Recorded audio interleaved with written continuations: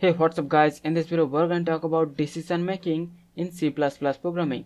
The if statement is used for decision making by testing some condition, and there are few different types of if statement available. First we have the simple if, then the if else, nested if, and also the else if later. First we are going to talk about the simple if statement. The simple if statement has the simplest version of the decision making structure, and the syntax is: first we have the if keyword, then inside the parentheses we have the condition, and then we have one block of code.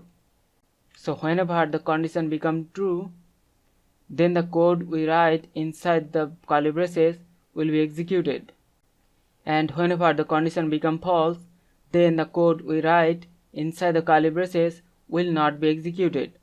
The block of code will be skipped. So now we're going to do an example program and try to understand the concept of simple if statement.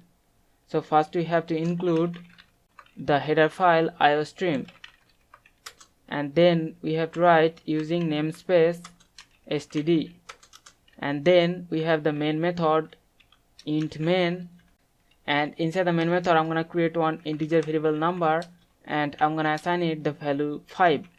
Then I'm going to use the if statement, and the condition is if the number is greater than 0, then I'm going to print the output number is positive, and then at the end we have to return 0.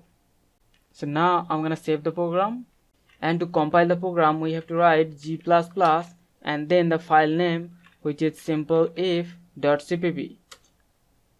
So we have successfully compiled the program. Now to run the program we have to write a.exe. You can see the output, it has printed number is positive onto the console.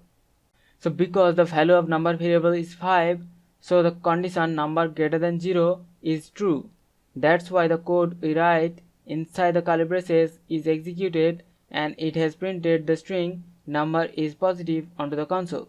So this is the way we can use the simple if statement, where whenever the condition becomes true, then the code inside the curly braces will be executed, and if the condition becomes false, then the code inside the curly braces will not be executed.